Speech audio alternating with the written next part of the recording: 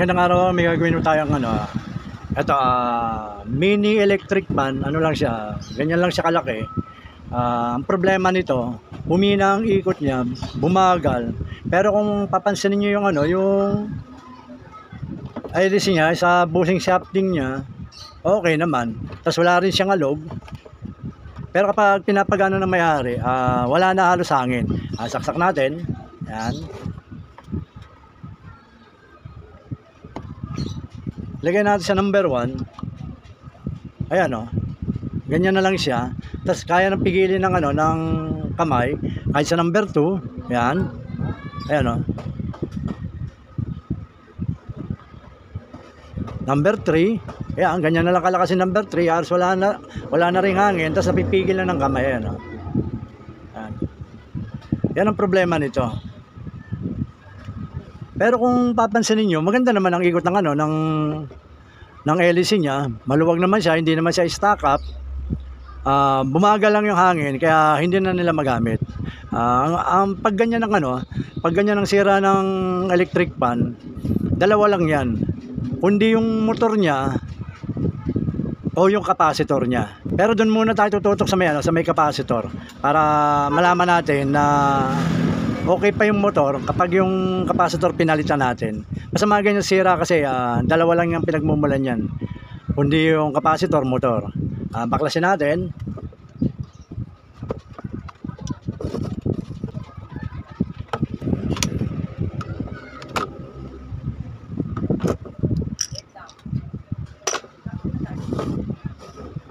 Ito yung capacitor nyo.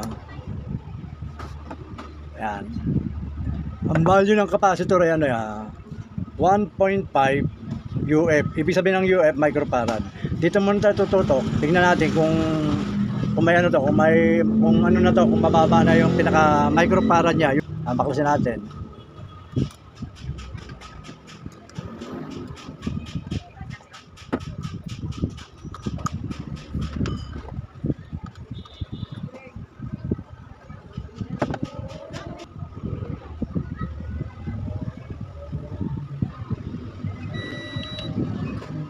Ito yung capacitor niya, ayan 1.5 microfarad. Ang gagamitin natin rito, tester, itong digital. Ayan. Ilalagay natin siya sa microfarad. Ayan nakalagay doon sa may nanofarad. Tester natin.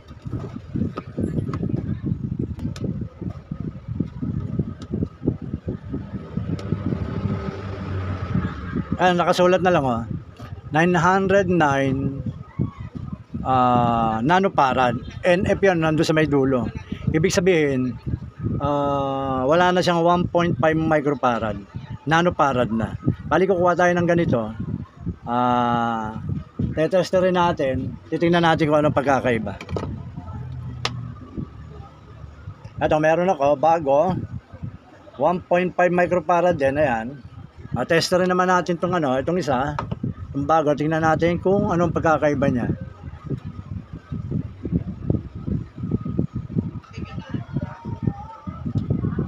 Ay, nakalagay 1.5, tapos nandun na sa may pinakataas niya, UF, ibig sabihin ng UF microfarad. Ito, eksakto yung nakasulat sa may sa niya, sa value niya na 1.5 microfarad. Ito, kung tetesterin natin, 898 nanofarad. Ito, may problema na to. Ito, lalagay natin, titingnan natin kung lalakas yung ikot niya.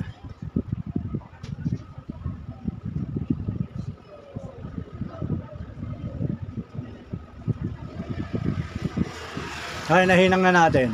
Bali ang gagawin natin, pagaganahin natin siya ng nakaganito.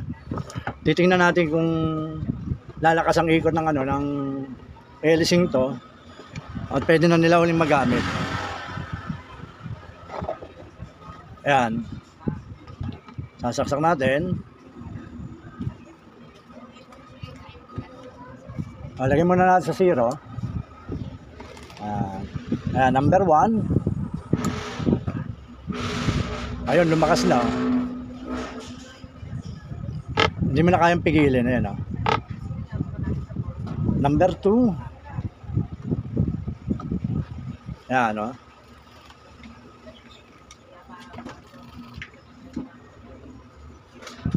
Number 3. Yan, lalong lumakas. Yan, oh. Lakas na.